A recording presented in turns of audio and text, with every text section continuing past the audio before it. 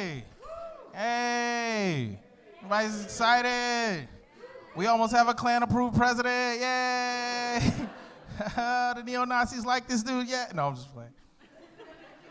I mean, I'm not playing. I'm for real. It's gonna happen. But damn. Wow. It's happening, guys. It's gonna happen. How do we feel about it? We all right with it? We okay with it? No, don't shake your head. Yes, we're not okay with it, sir. Everybody's trying to figure out how it happened. I hate that. We're all trying to figure out how it happened. I know exactly how it happened. This is the only time you ever hear me say this, guys, so listen closely. Trump got elected, and I know whose fault it is. It is actually black people's fault. It is. You guys don't want to go there with me, but trust me, I know where I'm going. It's black people's fault. Here's why I say it's black people's fault. We got too bold last year as black people, as a unit. We got way too bold. And we fucked around and gave white people back-to-back OJ specials. And that is too much OJ. Like a mini-series and then a documentary with 5 parts. Just gonna make them relive that shit all over again? On top of that, little black girls are winning swimming races? Like, what the fuck? We got too bold. Pull it back. Like, spread them OJ shits out. Like, give them one this summer, and then wait a summer, get Hillary in office, and then get another one. But don't go back to back. That's crazy. That was a bold move on our part. I apologize on behalf of black people. We should not have done that. We got real bold there. So weird. I'm trying to figure out, like, I don't know, I'm talking to people about it. I'm talking to old people about it. My granddad's 93. He don't care. He don't care. He's like, I'm be out soon, so it's on you. Which is, hey, that's a pretty correct stance. I don't know. I love my granddad. He's the only person in my family that I love. Anybody else?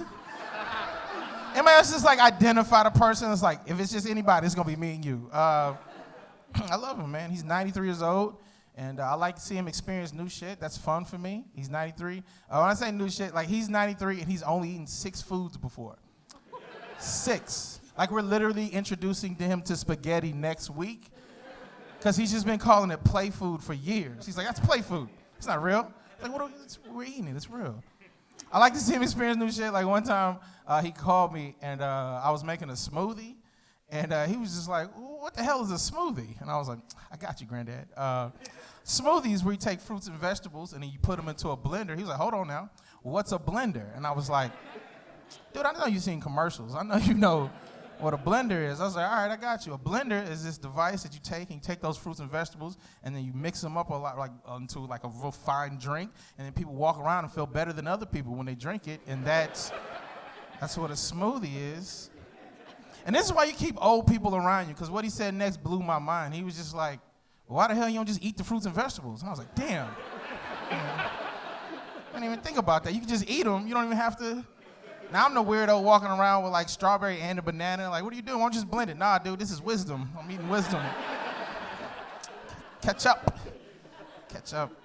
He's old. Like, I take him to the doctor often. Like, he's 93. I take him regularly to the doctor's office. He always has to be taken because, in his words, I don't trust white people. So I take him there just to like read the prescriptions and stuff for him.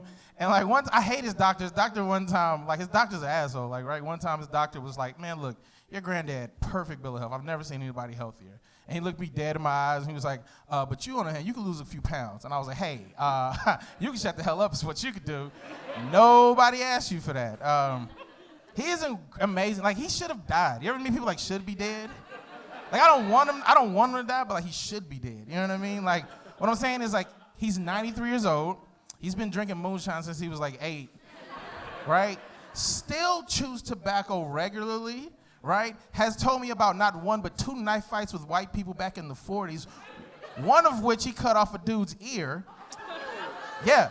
Also told me about I've seen he has a bullet in his left knee, and he's had very strong opinions about white people since the 40s. Like, those old black dudes don't make it, you know what I'm saying? Like, I was like, how did you get here? That's crazy. So I take him to Emory, like that's the hospital I take him to. If you know anything about Emory, it's a very nice part of town, right? So I love taking him there because last time I took him there, something weird happened. Like, I noticed that one of the houses in that area was a friend of mine's house. So just making conversation with my granddad, I was like, yo, I've been in that house before, Granddad. My granddad looked at that house and like looked back at me, and he was like very like surprised. He was like, you know, this is like a white neighborhood, right? I was like, when last time you been outside, dude? Like, you know, we can live anywhere. Like, he had a black dude in the White House. Like, we've been doing things. And then he was like, you've been in white people's houses? And I was like, yeah, I've been in white people's houses. He was like, well, what the hell were you doing in white people's houses? I said, my friend invited me over to eat. He was like, you were eating in white people's houses? He couldn't believe it. I was like, yeah, I was eating in white people's houses. He was like, what'd you eat? I said, my friend invited me over for a steak. Shout out to white people. I did not know what the fuck a medium rare was. Good shit.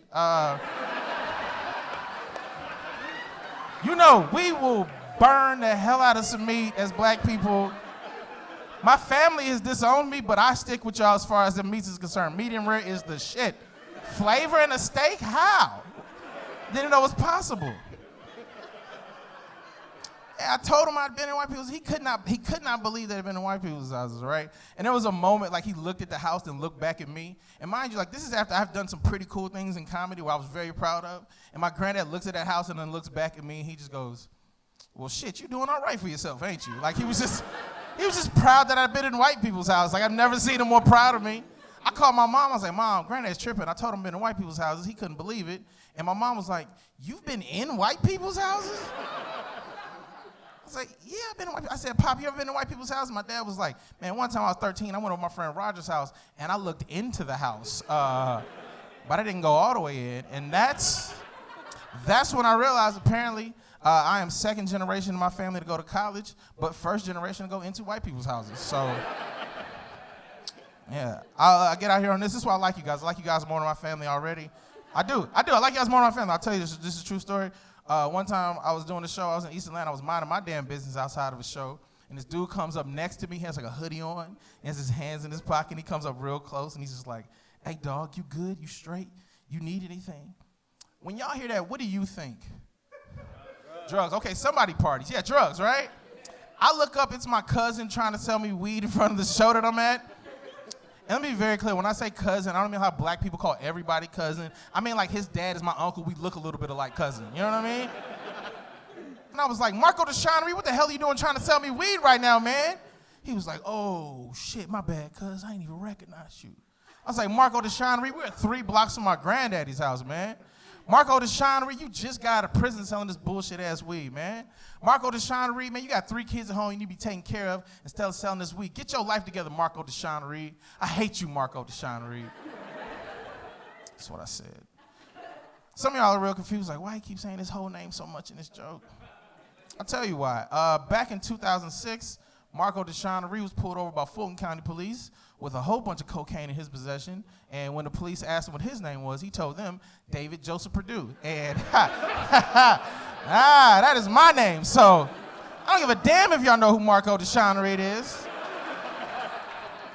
Matter of fact, I hope you all find him on Facebook. Tell him I'm talking shit about him. You know the worst part of that joke, this very true joke, is I told my family this joke, and my brother was like, dude, you can't be using his real name in the joke. That's crazy. And I was like, he used my real name in cocaine. I can do what the fuck I want to do with his name. All right, guys, that's my time. My name is David Perdue. Thank you, guys.